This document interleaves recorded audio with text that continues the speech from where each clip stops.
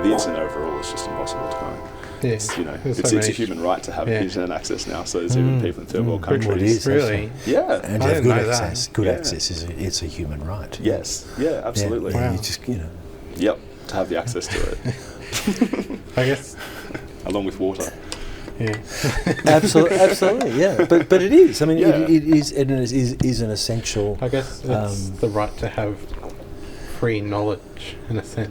Yeah. Well, just consider like this last pandemic, how how relatively well the world has responded to it. Yeah. Like in Australia, we got so many warning signs from overseas, and not just like the government saying, "Look, this is serious. You better take it seriously," but like direct stuff, like through social media, people taking videos in China. Yeah. And and then in Europe, I think was the next kind of big outbreak kind of area, and then America as well. And so we had. We had a lot of warning here, thanks to the internet and the interconnectivity of it, and the free flow of information.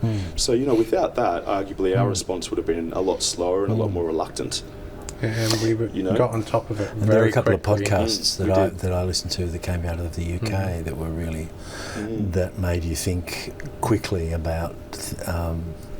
In ways we might not normally have. And I think that the right to be informed is critical.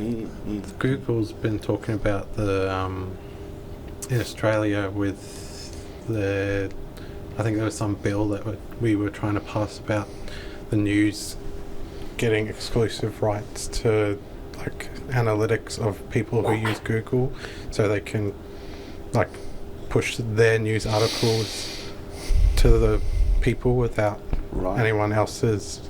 Like Google was saying that, I can't remember exactly what it was, like it was on the bottom of Google one day, but like not like smaller news outlets would just be pushed to the wayside because these bigger organisations are paying for the right to use these analytics before anyone else, which stops like small news outlets, but also stops small creators or anyone on the internet who wants a voice in Australia.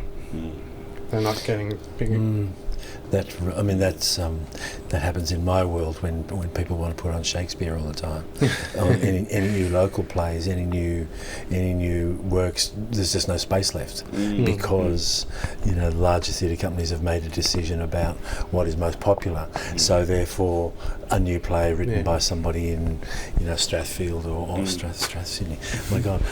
But you know what I mean? That idea. I mean, I think that's with the right to information comes the right of the suppliers of the information to give you what they think you should have, and I think that's really it's the human. Be in anything like news, music, anything. Yeah. I think it's no one corporation should have that power to. It's quite hard to find alternate stuff to what I feel crowded sometimes. I feel crowded by my own choices. I think, I get always a bit bored with my own choices because that's what I'm being offered.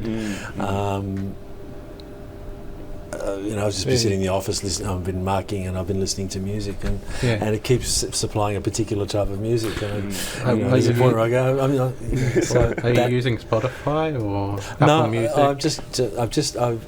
There's a group called Postmodern Jukebox that I listen to, and I've just been listening to a lot of that stuff. And and just occasionally you hear a voice that makes you go, "Wow!" And that's the great thing. I always think about the internet is that without the internet you would never have heard that voice. There's a woman called Robin Adele Anderson I really like. There's this other guy called Von Smith who's just one of those voices. And he's just brilliant. He just goes up and down the scale and sideways and he's just so it's, but there are moments when you get trapped by your own sort of likes.